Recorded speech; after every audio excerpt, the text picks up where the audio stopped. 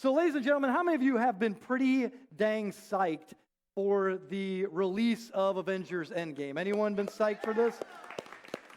So, yeah, it's really super exciting. My boys and I are going to go tomorrow. We're pretty amped up about it. Who here online, or if you're at Panera, you can clap there, or here in present, how many of you have seen it already? Anyone? Okay, cool. There's a spattering. Okay, 6:45 a.m. Brandon and Amira Board took their kids to see it this morning. I was at the box office, and the workers there were cursing that showtime. They were like, 6:45 a.m. I was like, that's crazy, man. Like, fried eggs and popcorn, just like, that's awesome. But, so next level commitment there.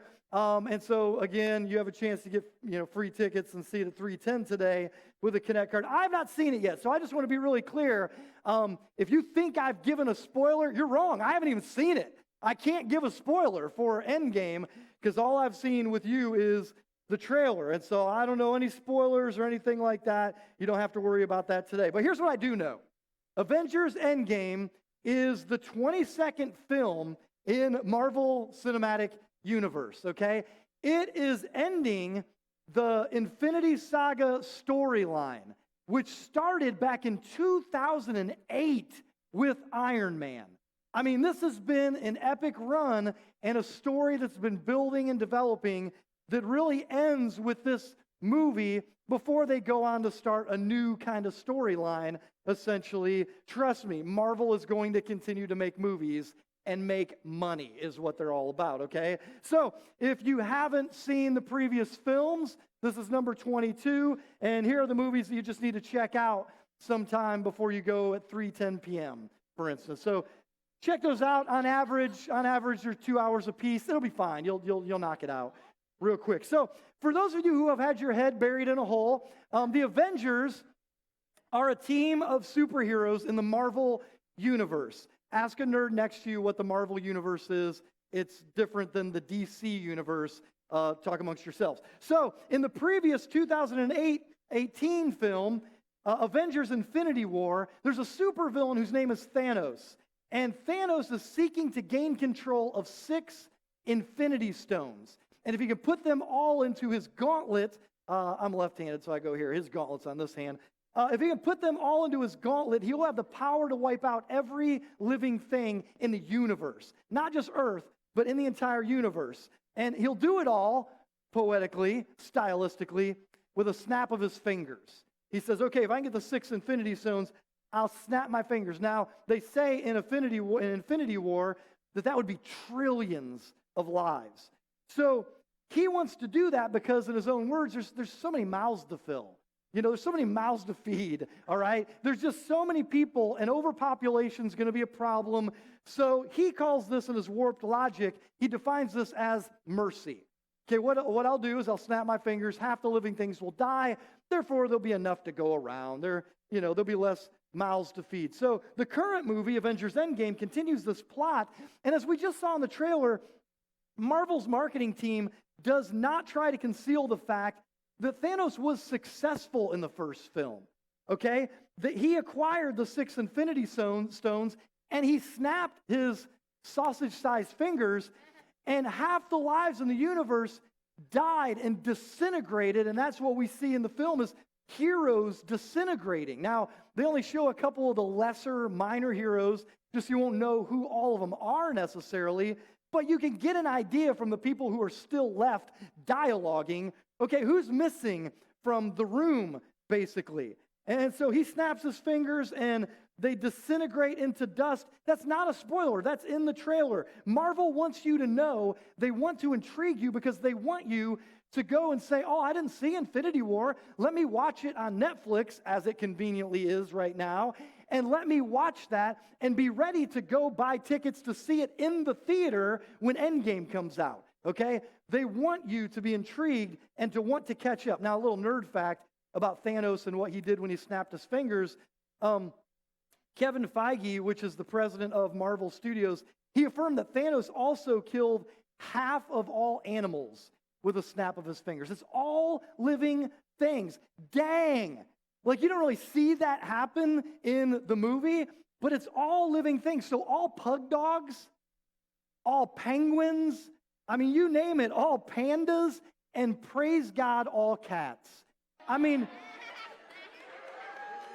half of them are gone. Bring it. Bring it. What up with it? All right, there's more dog lovers in here than there are cat lovers. We can take you, all right?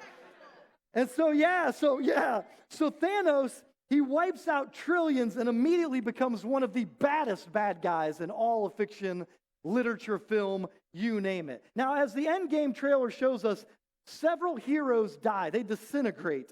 And some of them are on the battlefield before the end of the movie. They die fighting. But then there's some who die in what you might call the culling, which is the snap of the fingers, and half of all living things are eliminated. But by the time the credits are rolling, and in Marvel style, after the credits are done rolling, some of your faves are gone. They're wiped out. They're completely gone. They're dead, disintegrated. They are lost. They're gone. And in Endgame, several heroes are lost, but the remaining heroes refuse to see this as the end of the story. Now, there's talk about, even in the trailer, moving on. It's a new beginning. There's mourning. There's people carrying a casket. I mean, there's all this stuff going on. But there is still, even though the mood is somber, a shred of hope. And any of you who are really kind of fans of sci-fi and movies like this, you understand that there's a shred of hope, because in the trailer you hear Captain America say, I keep telling everyone they should move on. Some do, but not us. He says, we aren't going to move on. And then Black Widow says, even if there's a small chance, we owe this to everyone who's not in the room to try. Now, if you know sci-fi, you're like, okay, I've been keeping up with the Marvel Universe. I understand there are times, and even in Infinity War, where there's the ability to kind of mess with and manipulate time and reality. So you know there's an opportunity to do something that alters time or reality to figure out a way to find these lost superheroes, these lost people, lost pug dogs and penguins. I mean, there's some way to figure it out, we think, from how Infinity War ends and from the trailer and what they're talking about. I mean, Black Widow's saying the people who aren't in this room, they're too valuable to give up on. Like, we have to try. We can't just give up. And I love the response of the remaining heroes in the team. Captain America says, we will try, whatever it takes. Another Avenger in the room says, whatever it takes. Black Widow then repeats back to them, whatever it takes. And then dramatically, the last one, Tony Stark, Iron Man, says, whatever it takes. That's the attitude of a hero. Whatever it takes. Even if there's just a small chance, we can run a rescue mission and figure this out, whatever it takes. So grab a paperback Bible or download the free Bible app. We're going to go to Luke chapter 15, and in the House Bibles, it's page 848. So one thing that's important to know going into this passage of Scripture is that Jesus' actions and teachings in Luke 15, they show us that there's a difference between two different words, religious and Christ-like. Now, to be Christ-like just means to be like Jesus. We're never going to be perfect like Jesus was, but to say, I want to be like Christ. And so religious ultimately is self-righteous, it's haughty, it's pompous, it's above, it looks down on, it thinks it's better than. And therefore, religious repels people who are already far from God. Like, I don't want anything to do with that. Those people think they're better than I do. And there was a lot of that dynamic going on with Jesus and the religious people in the first century when he walked the earth, God in the flesh. But then Christ-like, which is Jesus-like on the other hand, looks at Jesus as the ultimate role model. I mean, for everything, character, integrity, beliefs, doctrine, actions, stuff that you would do. It looks to him and it says, I want to imitate Jesus as much as I can to grow to be like Christ. I want to be Christ-like. And you call that being a disciple of Jesus. Like, I want to follow him. I want to be his student, be an apprentice of Jesus and learn from his life and teachings.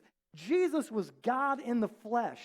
And this means when he interacted with people, he exuded love, joy, peace, patience, kindness, goodness, faithfulness, gentleness, self-control. He exuded those things.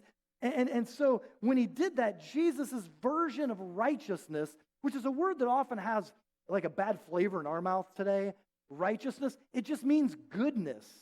And Jesus' righteousness had him around misfits and broken and lost people an awful lot. Irreligious people who were far from God, who didn't have a relationship with God.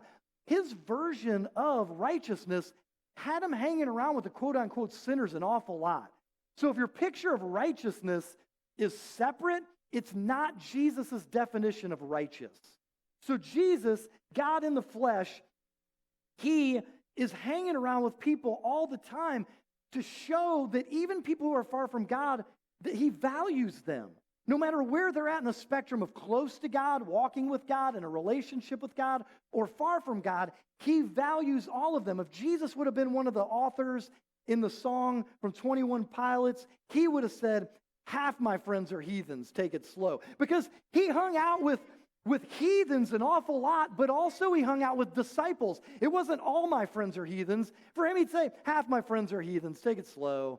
Wait for them to ask you who you know. You don't know all the abuse. I mean, he would have said that because he hung out with disciples and heathens.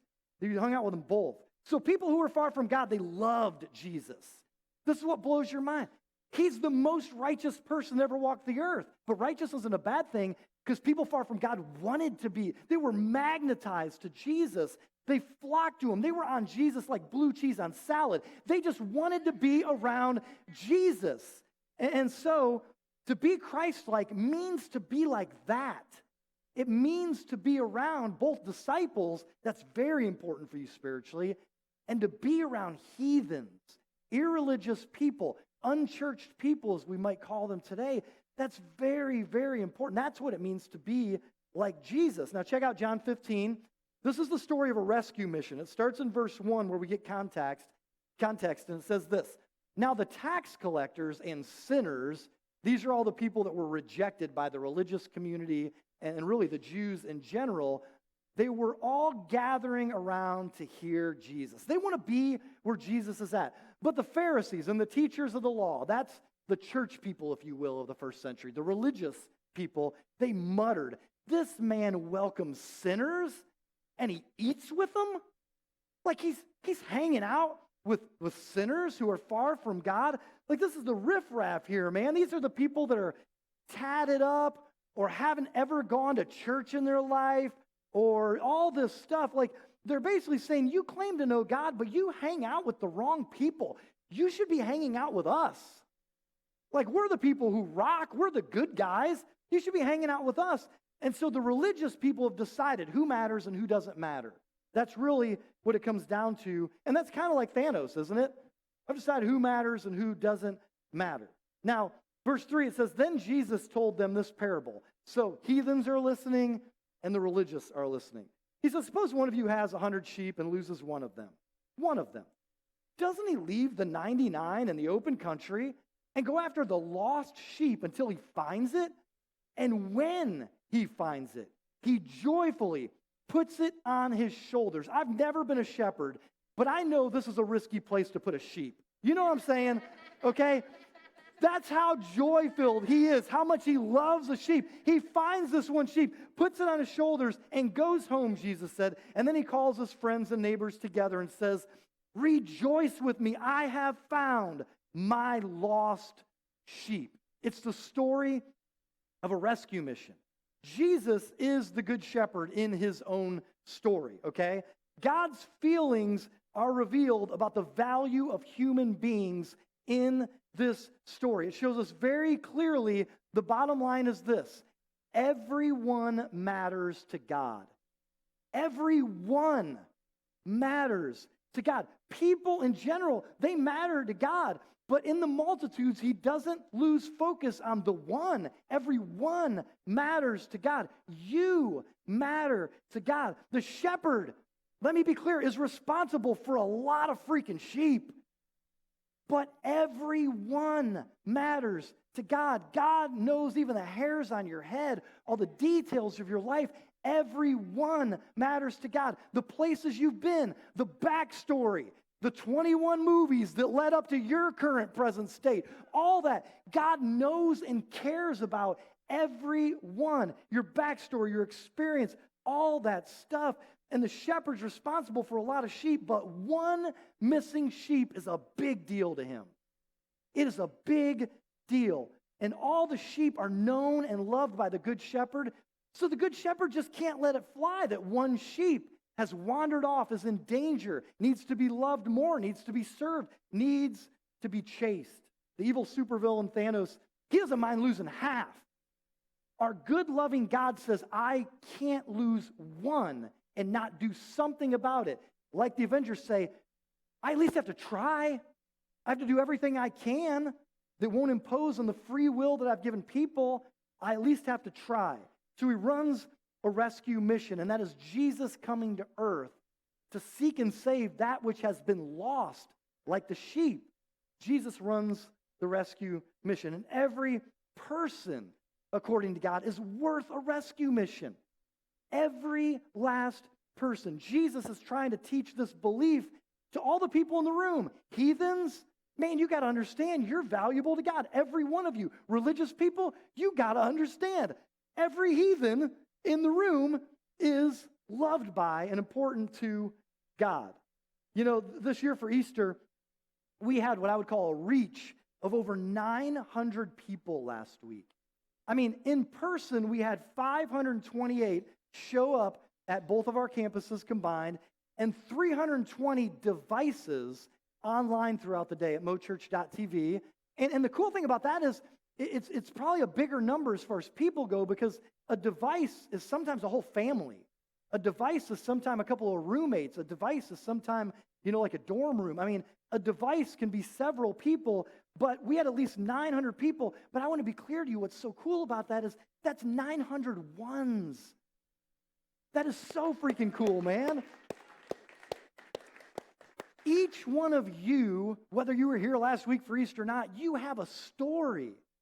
You have a story. You have a unique journey that you're on. You have unique experiences and passions and gifts and hang-ups and false gods and things that you're attracted to that are maybe harmful to you and all these different things. But you also have individual people, have people that they love and care about, that people that you're responsible for, people that you lead and influence. Each one of you is so unique and different. And God says, man, each one matters. Each one matters. I have my mind on each one. Right now, there are about 1.25 million people in Cuyahoga County.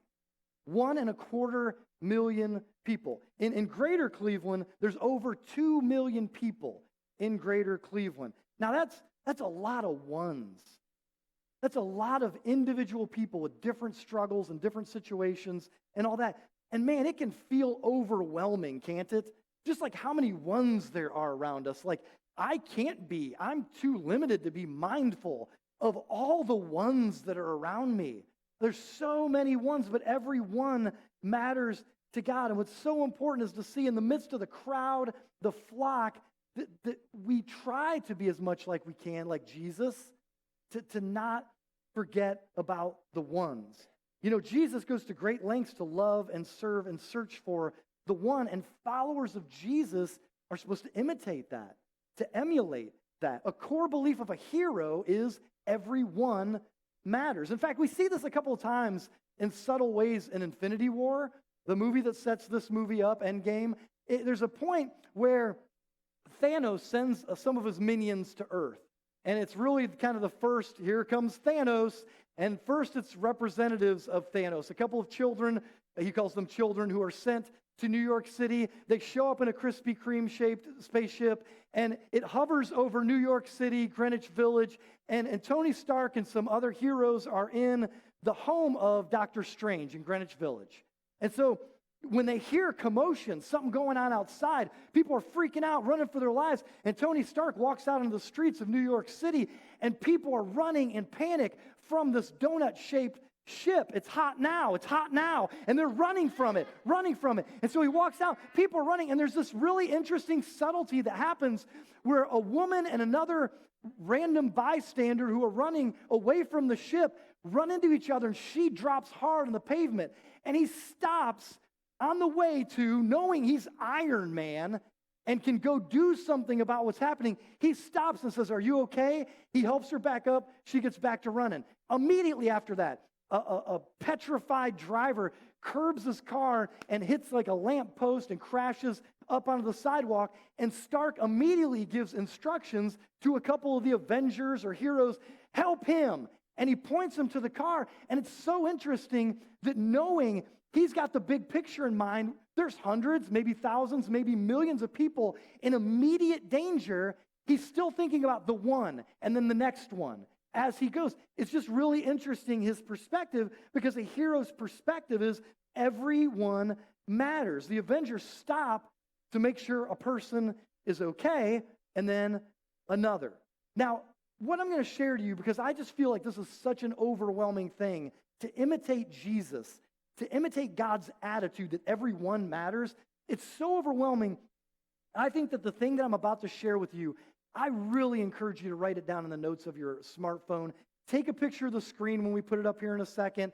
I mean, this can be a game changer for us, okay? And I think it can free you and release you to love and serve others the way that Jesus did.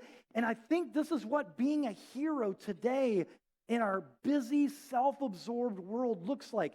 In my busy, self-absorbed life, this is what being a hero looks like. Are you ready for it? This is it. Everyone matters to God, so do for one what you wish you could do for everyone.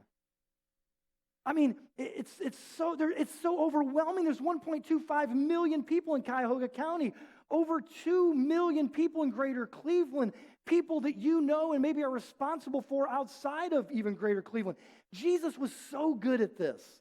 In the midst of crowds and multitudes that, like a celebrity, were always wanting a piece of Jesus. They wanted to hear him. They wanted to talk to him. They wanted to touch him. I mean, it just was like a celebrity walking through a village or a town or a city. Everyone wanted a piece of Jesus. Like, "Hey, come here. Let me touch you. Let me talk to you. Son of David." They call it nicknames. They try to get his attention. And all the wants and the needs and the wishes around him, he would find a way, even though he couldn't talk to everyone, that he would cut through the crowd and he would talk to one. So many times this happens with a guy named Zacchaeus, who's one of those tax collector sinners, one of those heathens, far from God. He cuts through a crowd. He calls Zacchaeus by name because he's God and he knows his name already. I wish I had that. And he cuts through the crowd. He goes straight to Zacchaeus. And one of the things he tells Zacchaeus is, "I have come to seek and save that which is lost." And he cuts through the crowd and he spends time and attention, goes to the house of and eats with Zacchaeus. He does for one what I know he wants to do for everyone, but he can't. Jesus had a lot of one-on-one conversations. A Samaritan woman at a water well. He had a conversation with a religious dude named Nicodemus who had sincere questions, and he'd sneak in at nighttime under the cover of night to ask questions to Jesus so his religious friends wouldn't turn on him, even though he was seeking Jesus. There's a Syrophoenician woman, which means a non-Jewish woman who lived far from Jerusalem, that Jesus has a conversation with. But Jesus didn't talk to everyone. He couldn't. He couldn't heal everyone. He couldn't spend time with everyone. He just couldn't do that. And that's because Jesus went out of his way to relate to you and me. An infinite God became God in the flesh, which means he became a finite human with limited time and resources and attention to give. He couldn't do it for everyone. He said, "I didn't come to be served, but to serve." But he had limited resources and time. That's the challenge of being an infinite God in a finite body. He limits himself to where he can't do it all for everyone all the time. And you can't either. You can't be everything to everyone or all things to all people. Jesus' mentality was, do for one what I wish I could do for everyone. Let me be an example of how to serve and love others and go on a rescue mission, one person at a time, and show them that everyone matters to God. I mean, tell me if you can relate to this. One of the excuses that I often kick around in my head is there's so many people to help that I'm just not going to help anyone in this given moment. Can anyone, if you can relate to that, say, "Oh yeah, I totally," my mentality, the temptation that Satan uses with me is, but there's so many. Like, it won't matter. You could only help one. But do for one what you wish you could do for everyone. Or for those of you who honestly are more godly, more servant-hearted than me, and there are a lot, based on temperament and Christ-likeness and all that kind of stuff, some of you feel guilty because you do so much and you want to do more. You actually serve your tail off. And there's more people to be served because there's 1.25 million people in Cuyahoga County. You're like, but I just want to do more. And I hope that this will give you peace, that you're a finite human, and you have to say, I will do for one. And I'll start there. I'll do for one what I wish I could do for everyone. And I'm really going to show them God's love for them, how important they are, how valuable they are. And you start with that and you build on it if you can. I mean, have you ever just thought, man, I wish I could help all people that have this particular struggle. I wish I could help all people who are in this crappy situation. I wish I could help all people in this subculture. I wish I could reach all of them. And really, the idea is just say, man, some of you, man, I'm so passionate. I want to help single moms. Like just what they struggle with and how few people know that struggle. I wish I could help all single moms. Or maybe it's couples with newborn babies, which would just be a seasonal thing for particular couples. It might be people in your office or kids who don't have dads or people who are terrible with finances or people who have a warped picture of God. I just wish I could help people like that. Well, do for one what you wish you could do for everyone. You know, I think if a lot of us are honest, it's easy for us to be like Thanos, and we can be flippant about the value of the multitudes of people around us, and we can treat people around us like they're just random extras. You know, like their stories don't matter or they don't have stories, and we're the star of the show. God's attention is all on us, but God says every one matters. And it's not easy for us to be mindful of everyone, but to say, you know, in a microcosm, I'm going to say, but I can treat this one in the crowd the way that Jesus would want them to be treated. And I wish I could do that for everyone. Now, I'm going to do something that my wife's going to feel very uncomfortable about, and that is I'm going to brag on her. My wife wants to serve everyone in greater freaking Cleveland. My wife wants to do that. She wants to make a meal or chocolate chip cookies with butterscotch drizzle. Yes. But shizzle my drizzle, she wants to do that for everyone that she possibly can. She wants to host everyone. She wants everyone to know that they matter. And she'll bend over backwards when she finds a need and all that. But here's the deal. I know of my wife. She's a finite person. She can't do it all.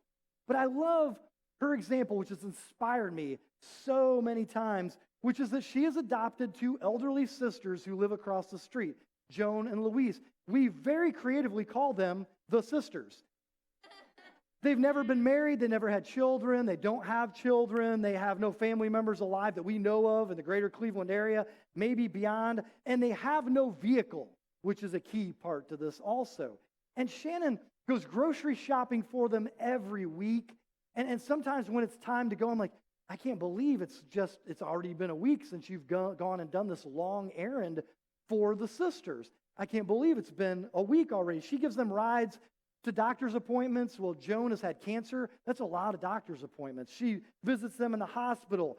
We take out their garbage on Thursday night and return the garbage cans Friday afternoon. Last week, one of the sisters, Louise, had a birthday. And we always go to their house on their birthday and we sing happy birthday to them. And we give them hugs and all kinds of stuff.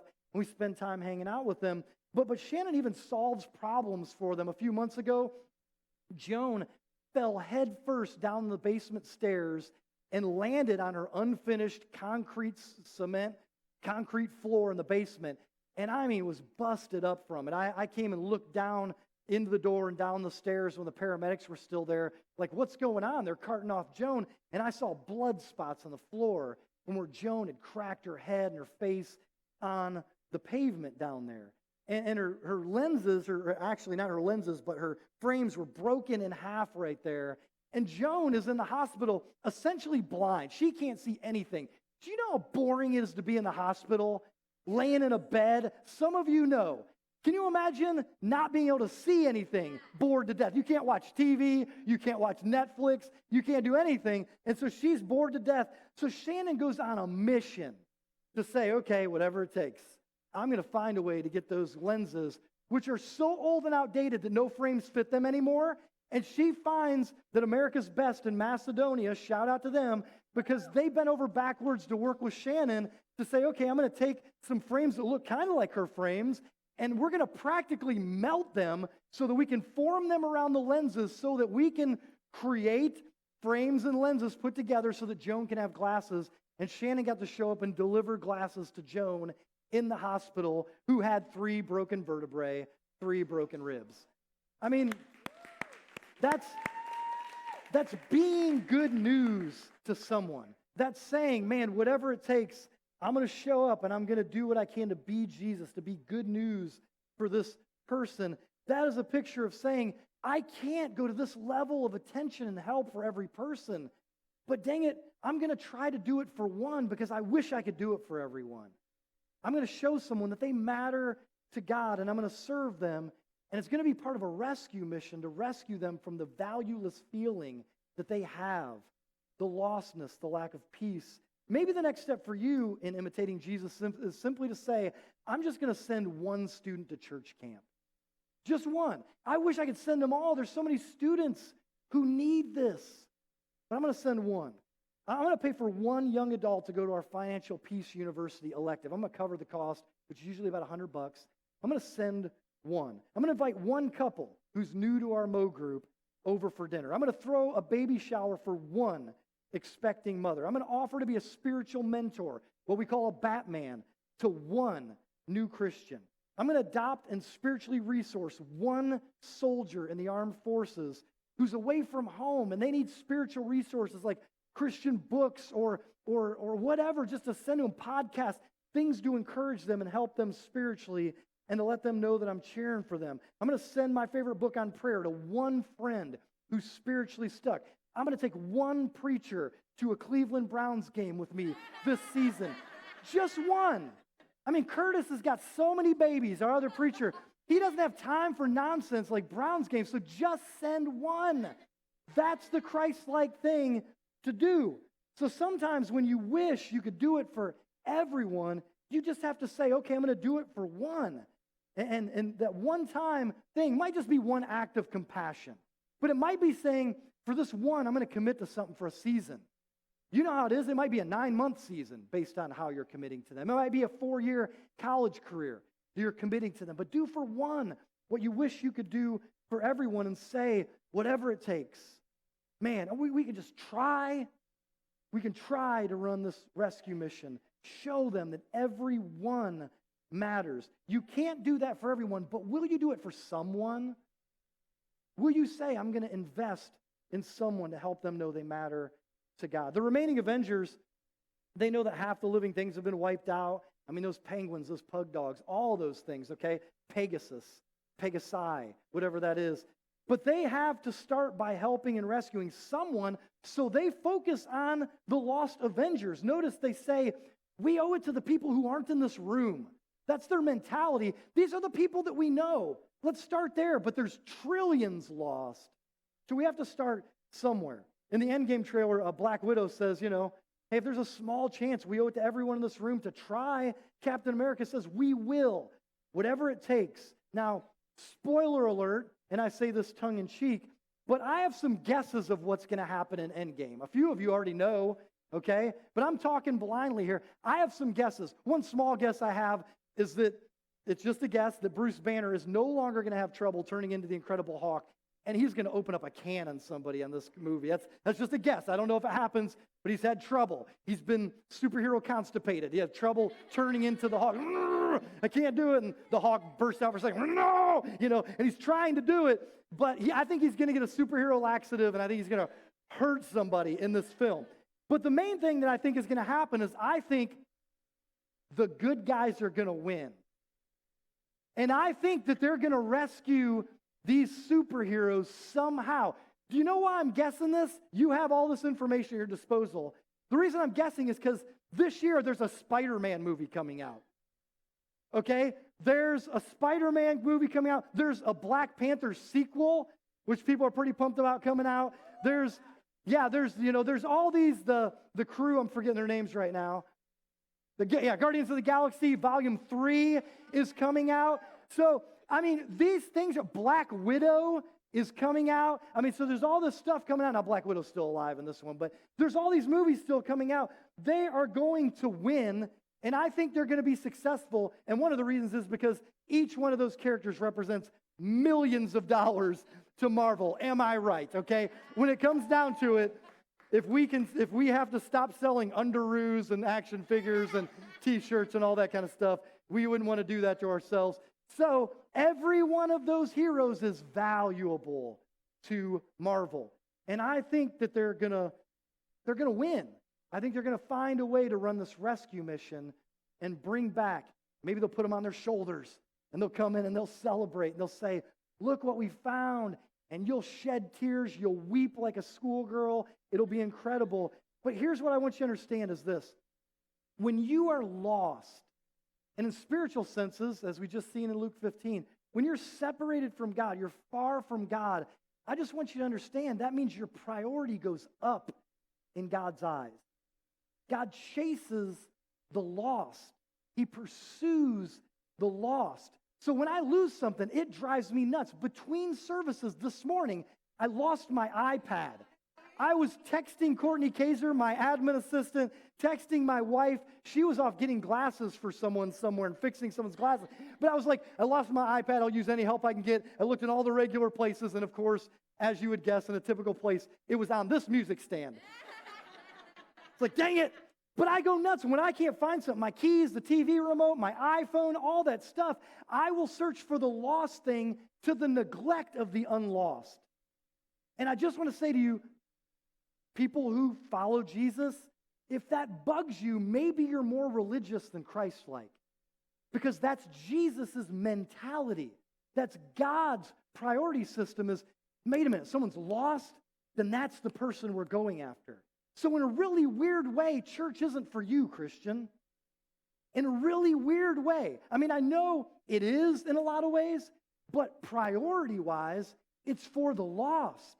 The team, the Avengers, come together to say, we're not lost. Let's go together to find, seek, and save the lost. And we'll do whatever it takes. So our priority and momentum is constantly to say, to be Christ-like, we're going to do whatever it takes to rescue lost people and bring them back to God. And if that rubs you wrong, I think it's because you might be more religious than Christ-like. That's the priority. That's what we take risks for. We might lose it all for the sake of going after the lost, and that's the Christ way, is to do that. And so followers of Jesus, if you really believe that Jesus was God in the flesh, if you believe what he said and that he's the way, the truth, and the life, and no one comes to the Father but by through him, then we will try anything outside of sinning against God to reach people who are not in this room. We owe that to them. If we know and believe what Jesus said he's done and is who he says he is, then we owe it to others who are far from God to run every rescue mission we can to show them you matter to God. You are important to God. And typically that's going to start with loving, valuing, and serving one, even though we wish we could do it for everyone. It's going to start with loving, valuing, and serving one, because every one matters to God. So whatever it takes. Let's pray.